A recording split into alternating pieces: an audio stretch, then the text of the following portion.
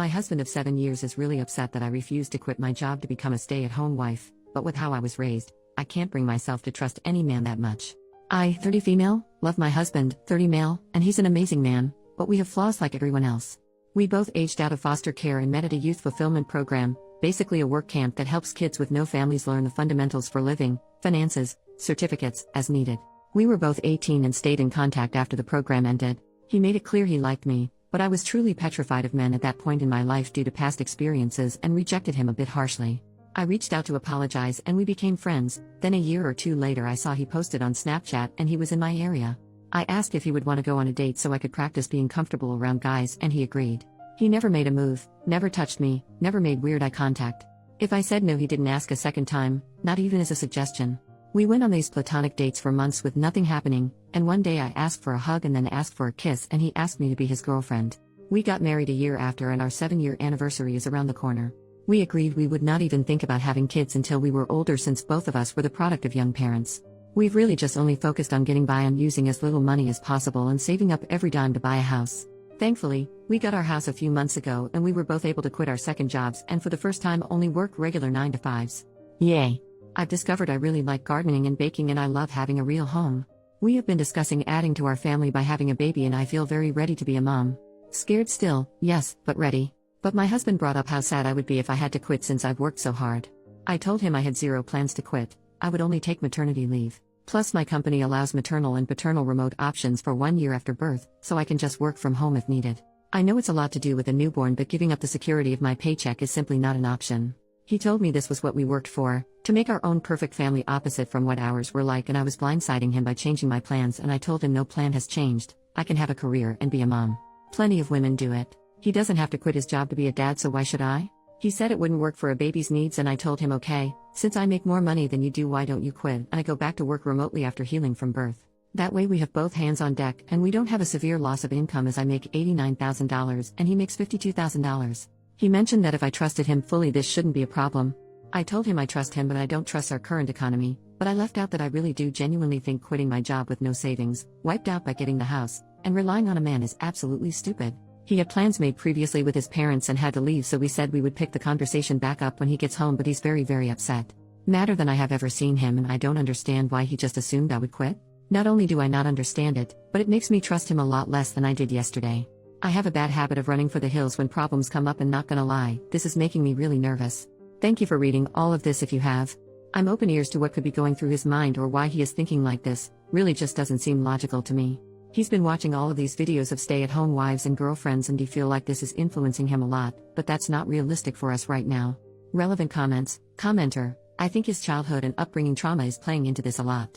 This doesn't sound like a situation where he wants to control you like in some posts but more like a situation where he has idealized what a perfect family might look like and so he wants to give his children that.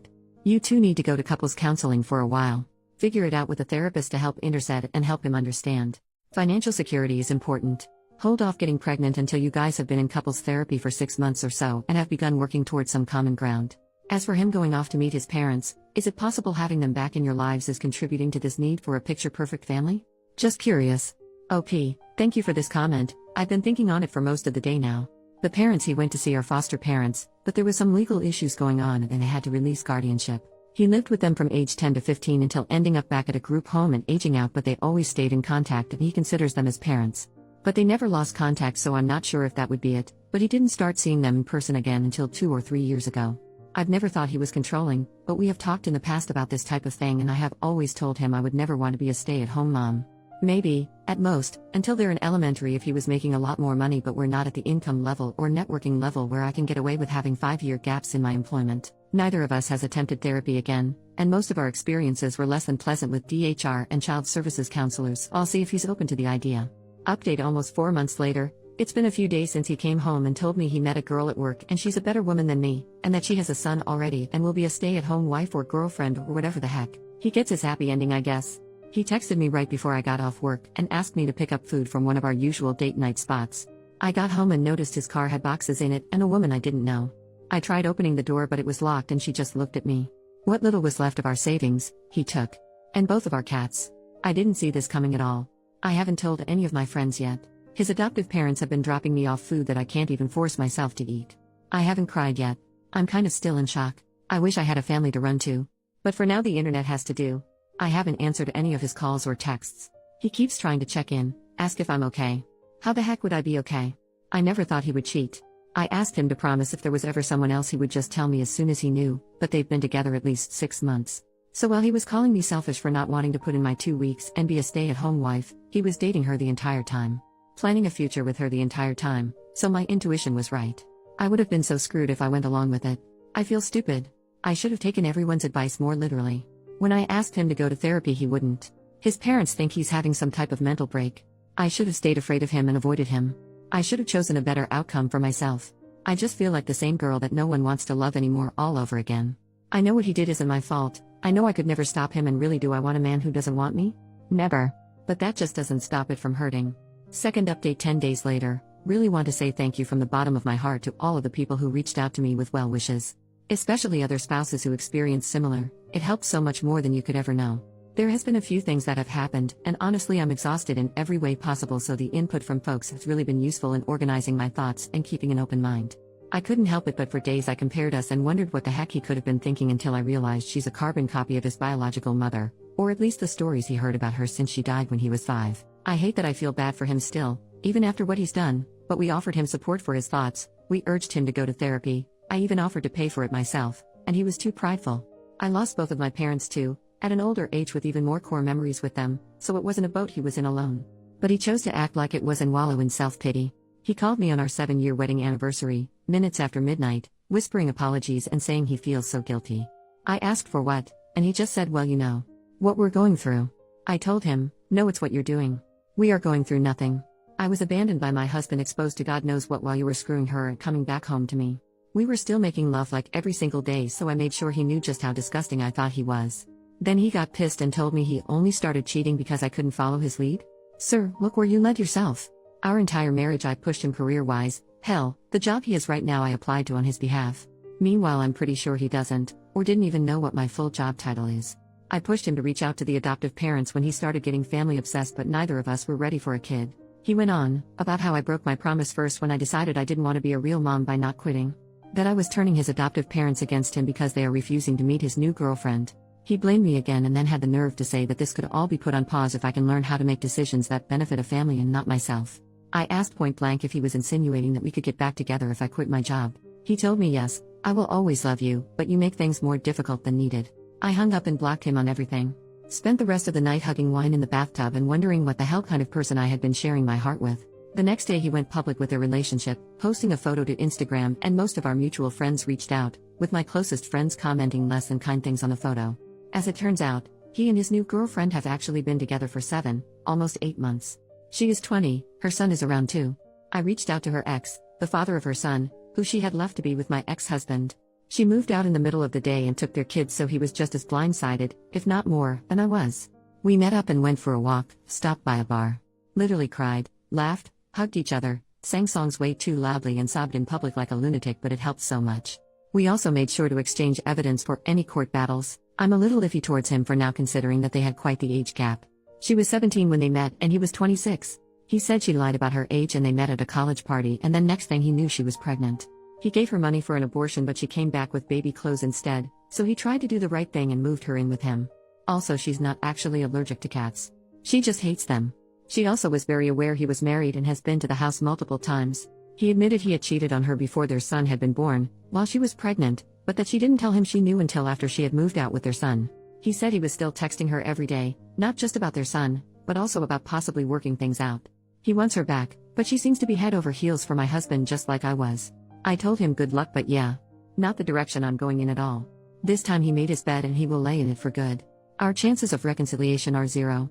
I have never accepted someone back into my life after a betrayal, and it won't start now. At first I wanted to make sure the divorce was going to be short and as simple as possible, even if it meant giving up some things, but after that conversation, I have decided I'm fighting tooth and nail for everything I can possibly get.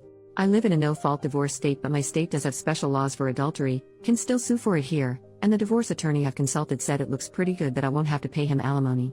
He also told me to look into every single banking transaction in my accounts, as he did not think they got an apartment on his income without some extra cushion, aka my money, and he was right.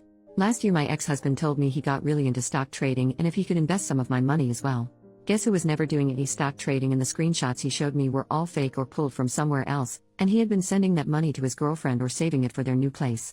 I've been pretty enraged since finding that out. He asked his adoptive parents to ask me to allow him visitation rights to see the cats, after he had to give them back once he realized his new girlfriend is allergic to them. I relayed that he needs to first run me my freaking money, and then take it up with the judge. I didn't think visitation was a real thing for pets, but according to my lawyer it very much is. I officially filed for divorce yesterday, and he emailed me quite the colorful email about how selfish and bitter I am for not putting my pride aside and being so fast to file for divorce, and refusing to let him stop by the house to see the cats that now he's accusing me of cheating. I read somewhere that you never really know someone until you're divorcing them, and I can truly confirm that is true. I felt like you guys deserved some sort of update considering how much support I was given. I can't share more details for now, but really thank you all again. OP makes another post a few months later. Went on my third date after filing for divorce from my husband. I was stupid and got married at 23. We met in a foster youth program. Long story short, I didn't want to be a stay-at-home mom since I was the breadwinner. He found someone younger and dumber who would. I had to pick up another job to make sure I'd be able to afford the house on my own, but when my regional lead for my main job heard about it, they gave me a promotion that actually cut down my work time and gives me more money. I still kept the second job. It keeps my mind busy. Most of my work days were spent in collars and heels, but the side job is an overpriced membership-only gym that I definitely can't afford without my employee discount lol. I've had a few guys approach me since I filed the divorce paperwork, but I just wasn't feeling up to it. And even though I stopped wearing my ring the day he moved out, I still felt guilty. Like I was betraying him. He was the only man I've ever been with, so spending a decade learning everything about one person, and now having to switch gears is really damn hard. But one of the guys I see often at the gym asked if I'd be his date to a seminar he's sponsoring. I said no at first, and he accepted the no very gracefully. I saw him a few days later, sparked up some conversation, and asked if maybe we could try a lunch date, just us first. I was fully prepared for him to tell me nope, you're too late, but he instead canceled the plans he had already made. We met up a few hours later, and honestly my face hurt from laughing and smiling so much. He's a pretty charming man and has a lot of random knowledge about safari animals that gives me the same comfort that watching animal documentaries does. He asked me out for a dinner date the next day, and when he let me know he was in my neighborhood earlier that day, I asked if he wanted to stop by and grab a breakfast sandwich before I left for work. I have a 9-year-old cat who hates like 99% of people, but she loved him and even let him touch her belly. He dropped me off lunch at work and we met up for dinner, and ever since we've been texting almost nonstop. I've never felt this comfortable with someone so quickly in my life. It's scary, but I've already told him that we're separated. I haven't told him the nitty-gritty details, just that it didn't work out and we outgrew each other. But the seminar was this past weekend and I went as his date. It was a great night. I tried champagne for the first time, had the best conversations with some of his associates, and did a little professional networking too. The tomboy teenage girl I used to be would never believe this crap lol, but more than anything I'm grateful for the support of my friends, who got me through the tough nights so I could make it to the good ones. Only up from here, I guess?